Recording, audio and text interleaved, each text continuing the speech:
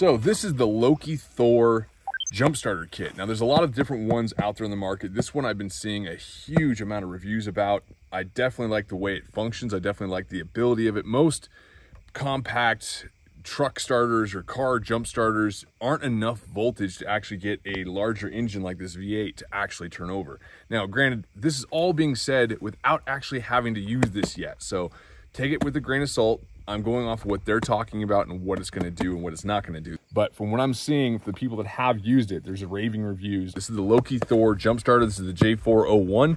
So if you're looking for it, it has 24 months plus of holding a charge on it. So once you charge this thing up, it'll hold it for over 24 months. Then you want to keep it charged, obviously. So there's 0% spark out of this thing. Most of the time when you have a compact jump starting kit, when you put on the positive negative cables, it has a spark and it freaks people out. This one does not have that, but it does have a forced start mode, which will cause a bit of a spark, and I'll get into that in a second. But overall, I like the fact that it'll actually work with 8.3 liter gas engines and up to 6.5 liter diesel engines. So this is a workhorse of a portable jump starting kit. It's very simple. There's instructions on the side, as you can see here. It makes it very easy to understand and configure to make sure your vehicle is jump started. You don't want something very complicated when you're in a moment that you're already stressed out, that you can't get out of your area that you're in, that you might be stuck in. You have your instructions here. This tells you everything I'm about to tell you in detail, but I'm going to make it really simple and straightforward so you don't even have to read through the manual. This is your main unit here. Pull this thing out. This is all it is. You don't have to carry this giant box with you. That's it. In the box itself, you have the main unit, the main jump starter. You also have your jump start cables, which plug into the side of the jump starter. You have your 12-volt adapter. This will fast charge your jump starter using your cigarette lighter in your vehicle or other sources like a portable generator. You also have a USB-C cable to charge your phone if you have a USB connection for USB-C. You also have a USB to USB-C adapter cable as well. That way it helps you with other charging that you may need, and then you have the manual. So that's what comes with the unit, but it's nice to have all these charging functions and all the cables that are provided with it rather than having to buy them separately. One side, you open this up, you plug in your jumper cables right here. It's very simple, plug and play. You plug that in, you put your positive to positive on the battery, and you put your negative to negative on the battery.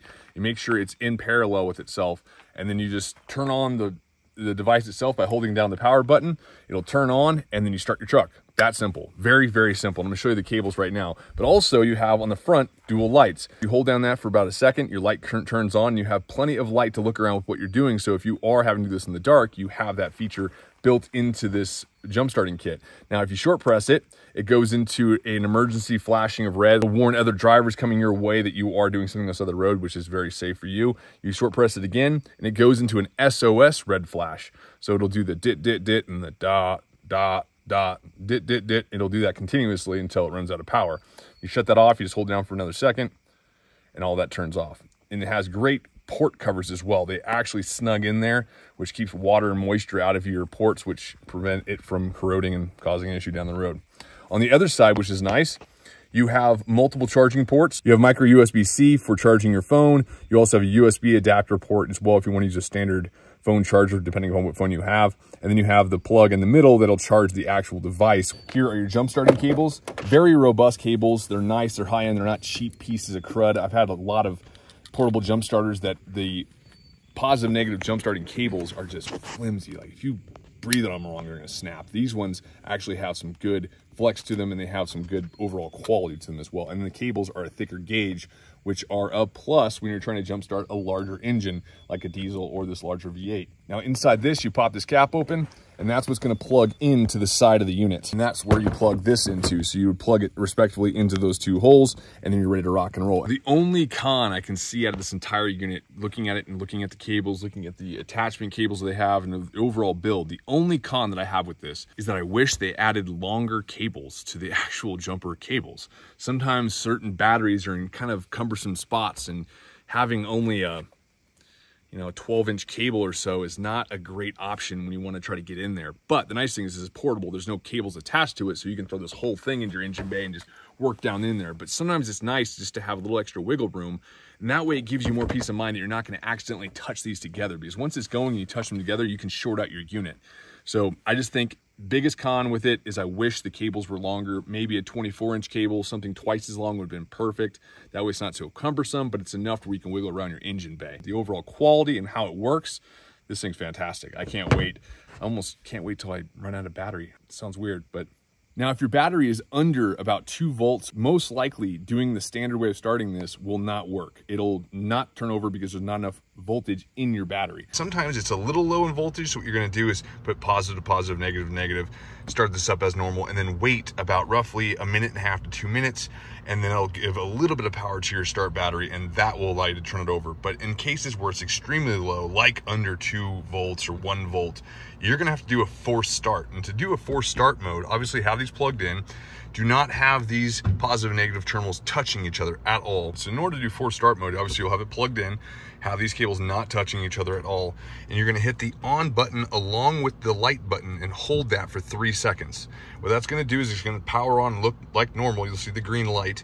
But what that's doing is now a forced start mode. So you do not want to put the positive to positive, negative to negative yet. You're keeping that completely off. In forced start mode, you're doing this first. So keep it off the battery, hold the power button and the light button at the same time for 3 seconds, and then you're gonna put the positive, positive, and negative to negative on the start battery. You will see a spark in this mode though. In forced start mode, you will see a spark. And what that's gonna do is cause a direct parallel of battery from this bank to your start battery and give you enough juice to get that battery going. It's not gonna pull directly from the start battery. It's pulling from both of these hooked up in parallel. That way it's acting as one battery. So you have enough juice to get the battery going, and then your alternator will take over from there. So that's how you do forced start. If you ever forget this, obviously it's in the manual, and it'll be on the left-hand side right there in 3.2. Method 2 forced start mode. That's how you do it. And then obviously you can have your voltmeter function and your regular start function. So this is with you at all times. You don't have to remember this off the top of your head. Just keep this with your battery. I keep everything in the box. That way I have all the charging cables, and I have the charging unit and the jumper cables along with it. That's what you're gonna have to do if your voltage is completely low, and you're gonna be able to see that by using the voltmeter on this as well. A voltmeter is gonna be able to tell you how much voltage is in your battery. And the way you do that is you connect your positive to positive, negative to negative, and obviously have this plugged into the jump starter. And rather than just short pressing the power button and having it come on like that, so I know it's hard to see in the video because it's obviously the frame rate is going to make it look flashy.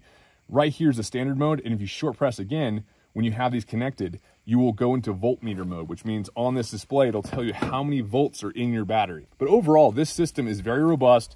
It's durable. I mean, it's made out of really high-grade plastic. It doesn't seem chintzy at all, and I'm enjoying having it because it's a good source to recharge my phones and lights and rechargeable lanterns, things like that on the go. But most of the time, I try not to mess with it too much because in the moment when I do need it, I don't want it to be half-assed. I want it to have all the power it needs. So I usually just keep this off and keep it in my truck in a nice safe spot because it gives me peace of mind. If I get stuck in the middle of freaking nowhere like I usually am in, I have peace of mind I can start my truck. Like I said, take it with a grain of salt. I have not drained my battery deliberately to do this review because that's just horrible for a battery, and I'm not gonna do that. But from what I'm seeing, for the people that have used it, there's raving reviews. I love the way it's built, and I love the quality that's coming out of all these cables and the unit itself. Go check it out.